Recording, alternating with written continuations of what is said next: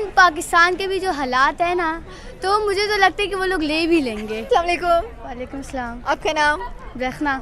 रखना ब्रखना। ब्रखना, ओके।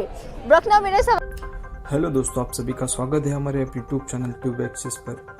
तो दोस्तों, आज एक और वीडियो लेके आए हूँ पाकिस्तान के बारे में, जो कि आपको बहुत पसंद आने वाला है।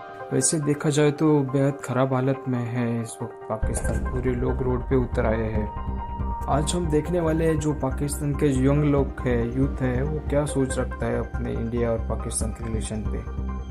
अब सभी को भी पता होना चाहिए कि हमारे पड़ोसी देश पाकिस्तान के लोग क्या सोच रखते हैं इंडिया के बारे में।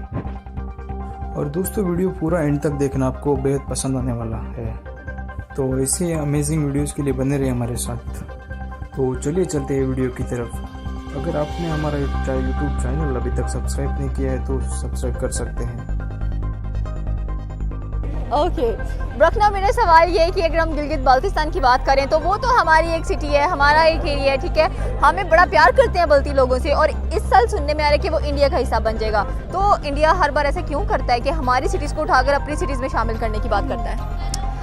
असल में इस ख्याल से मैं बोलना चाहूँगी ना कि उल्टा केपी देने के बजाय उल्टा हमें कश्मीर दे दे, क्योंकि हमारे पास एक है कश्मीर का हिस्सा, आज़ाद कश्मीर, लेकिन वो बहुत छोटा है। अब जम्मू कश्मीर जो है वो बहुत बड़ा है और इंडिया पहले से बहुत बड़ा है।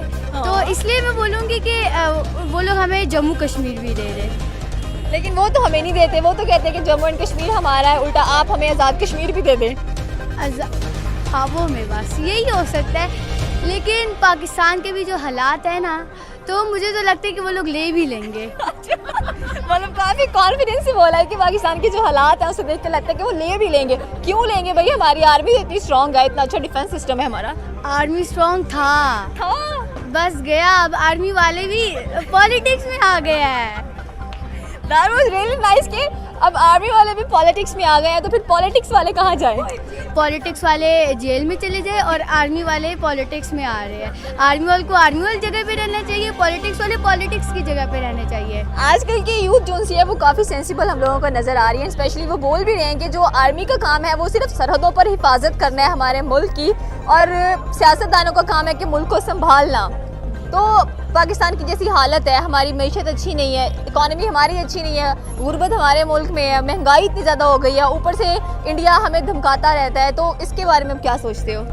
इसके बारे में ये सोचती है कि एटम बम है ना, बस अगर हमने मरना है तो उन्होंने भी तो साथ में मरना है। पता है यूएन ने अलाउ नहीं किया, यूनाइटेड नेशंस ने, कि आप एटॉमिक पावर इस्तेमाल कर सकते हो किसी चीज़ के भी अगेंस्ट। मरना तो वैसे भी है, उन्होंने हम पे एटम बम फेंक दिया, मरने के बाद क्या कौन पूछ रहा है? अच्छा, जो अगली जनरेशन आनी है वो कहाँ जाएगी? वो तो बेचारी बर्बाद हो जाएगी। तो अगली जनरेशन पाकिस्तान में तो नहीं शुरू होगी, पाकिस्तान तो तबाह हो जाएगा। अच्छा, किसी और यार आप काफ़ी बिंदास बच्चे हो, कोई मैसेज आप कन्वे करना चाहें स्पेशली पाकिस्तान के लिए, स्टूडेंट्स के लिए कुछ कहना चाहें, आर्मी के लिए स्पेशली कुछ कहना चाहें, और बल्ती लोगों के लिए कुछ कहना चाहें? पाकिस्तान के लोगों के लिए बोलूँगी खाओ पियो ज़िंदगी जियो। बाकी आर्मी के लिए मैं बोलूँगी अपने साइड पे ही रहो भाई, पॉलिटिक्स में क्यों अंदर आने की ज़रूरत है। Okay, thank you so much. ये न्यूज़ है ये कि जो गिलगित बाल्टिस्तान है इस साल इंडिया का हिस्सा बनने वाला है, एंड हमारी जो आर्मी है इतनी ज़्यादा कह लें कि डिफेंसिव नज़र नहीं आ रही, ऐसे के लिए इतना बजट नहीं उसके पास नज़र आ रहा। क्या कहना चाहते हैं इस चीज़ को लेकर? वो इसीलिए नहीं, हमारी जो फौज है इसीलिए नहीं ना इंटरेस्ट कर रही कि उनको पता है कि ये नहीं आने वाले, सिर्फ ये बातों के ढोल है जो बजते सुहाने लगते, कर कुछ भी नहीं सकते। क्यों नहीं कुछ कर सकते? उनके पास कह लें कि बहुत ज़्यादा जदीद तरीन इक्विपमेंट्स हैं, वो बना रहे हैं, हर चीज़ उनके पास नज़र आती है। हम यहाँ पर कहते हैं कि हम एटॉमिक पावर हैं, यही हमारे लिए काफ़ी है। यही हमारे लिए काफ़ी, और एक ईमान का जज्बा होता है ना जो मुसलमान में, वो भी बड़ा काफ़ी जज्बे के साथ जंग जीती जाती है। हाँ जी, जंग जीती जाती है, हौसले के साथ भी जीती जाती है, जज्बे के साथ जीती जाती है। मतलब कि हथियारों की कोई ज़रूरत नहीं है, बस जज्बा होना चाहिए। हथियार हमारे पास इतने हैं कि हम 2 इंडिया भी हमारे साथ आ जाए तो हम उसके साथ भी लड़ सकते हैं। अल्हम्दुलिल्लाह हमारी आर्मी में इतनी पावर है। तो फिर गिलगित बाल्टिस्तान का क्या करना है कि हम उनसे जम्मू कश्मीर लेने की बातें करते हैं, वो हमसे बाल्टिस्तान या कभी आज़ाद कश्मीर लेने की बातें करते हैं? वो आज़ाद कश्मीर वाली भी बातें ही है, वो गिलगित बलूचिस्तान वाली भी बातें है, इस पर कोई अमल दखल नहीं होगा, ये सिर्फ उनकी बातें है। वो पहले भी बातें करते हैं, और रिसेंटली आपने देखा है कि उनकी कुछ बातों हमने झूठ भी की है। अभिनंदन साहब को हमने चाय पिला कर भेजा है, वो भी उनकी बातें थी, 2 सियारे हमने उनके गिरा दिए।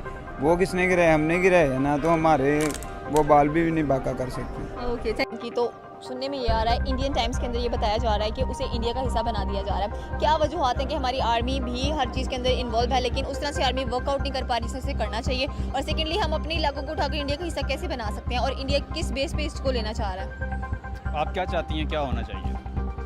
जाहिर सी बात है, अनबाइस होना चाहिए, हर चीज़ को सही से पाकिस्तान के अंदर चीज़ें हैं उनको ठीक तरीके से चलना चाहिए। इंडिया ठीक कर रहा है? अगर इंडिया उस चीज़ को मतलब कि एक्सेप्ट करेगा या बेहतर जानता है, तो जाहिर सी बात है वो कुछ ना कुछ तो सोच रहा है इस चीज़ को लेकर।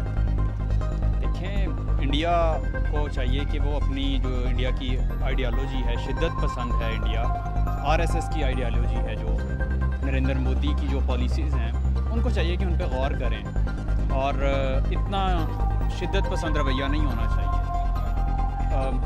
मुज़ाकरात की मेज़ पर आएँ और इसको हल करें। इस पर देखें, अगर जंग किसी भी मसले का हल नहीं होता, अफ़गानिस्तान में अमेरिका इतना अर्सा रहा, क्या निकला? कुछ भी नहीं निकला ना, पहाड़ों से दोबारा मार खा के वापस चले गए। तो जंग सोल्यूशन नहीं होता। और इंडिया अगर ज़ोर ज़बरदस्ती करेगा तो फिर हम रिटेलिएट करेंगे, हम नहीं छोड़ेंगे। तो इंडिया को ये नहीं भूलना चाहिए कि हमने माजी में उनको जो कुछ कहा और उसके बाद करके दिखाया। हमने उनके 2 त्यारे भी गिराए, अभिनंदन को यहाँ पर हमने अपने पास से चाय पिला के वापस भेजा।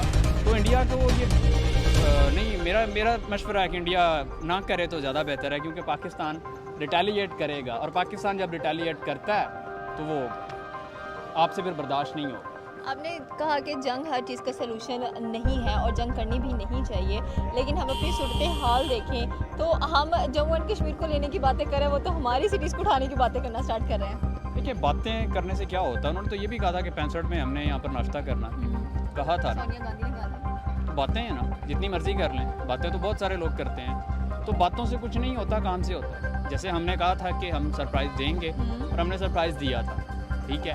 तो वो बातें करते रहे, वो जो मर्जी कहते रहे, और लेकिन ये है कि ये इस तरह का इकदाम ना उठाएं तो ज़्यादा बेहतर है।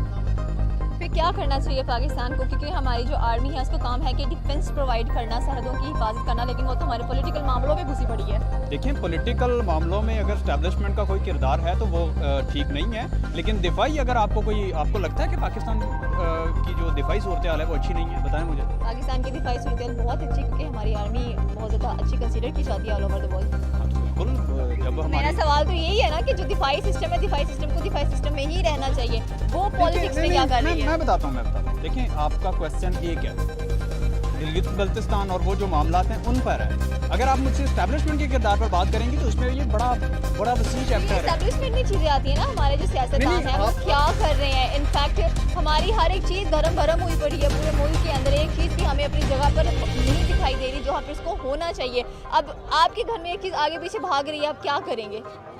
आप सेट करेंगे या कहेंगे कि ठीक है, उसको आपके पापा अपने पापा, आपके जो पापा हैं वो अपने भाई के घर में जाके मुदाखलत करें तो कैसा लगेगा? आर्मी भी ऐसी है, अगर पॉलिटिक्स में आके मुदाखलत करती है तो कैसा लग रहा है? देखिए, ये आपके 2 आप सवाल कर रही हैं और अलग अलग सवाल कर रही हैं। सवाल मेरा प्रॉपर्ली ये था कि गिलगित बल्तिस्तान जो इंडिया का हिस्सा बनने जा रहा है इस साल, इंडिया टाइम्स में ये चीज़ कही गई। नेक्स्ट क्वेश्चन मैंने नीचे ये किया था कि आर्मी के पास इतना बजट सेट नहीं रह रहा कि वो हमारे जो डिफेंस सिस्टम है उसके लिए भी कुछ कर सकें। हम कोई नई चीज़ें नहीं बना रहे, हम कोई नई तरक्की नहीं कर रहे, हमारा ध्यान तो बस इलेक्शन के पीछे लगा हुआ है और हम कहने हैं कि इलेक्शन होने या प्रेसिडेंट आए, ये सारे सिस्टम्स हो। तो मेन चीज़ें कहाँ हैं? हम कहाँ पर स्टेबल कर रहे हैं? आवाम कहाँ पर है?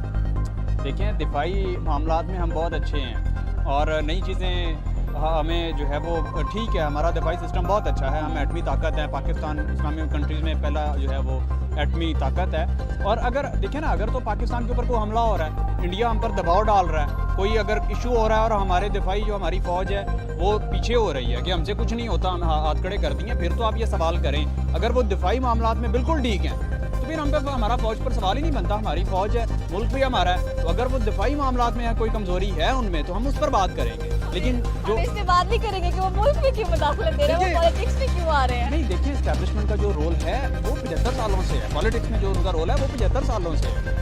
उसको मैं बिल्कुल वो नहीं कर रहा कि वो होना चाहिए, वो गलत है, वो नहीं होना चाहिए। उनको वहाँ उनके अपने दिफाई मामला तक रहना चाहिए।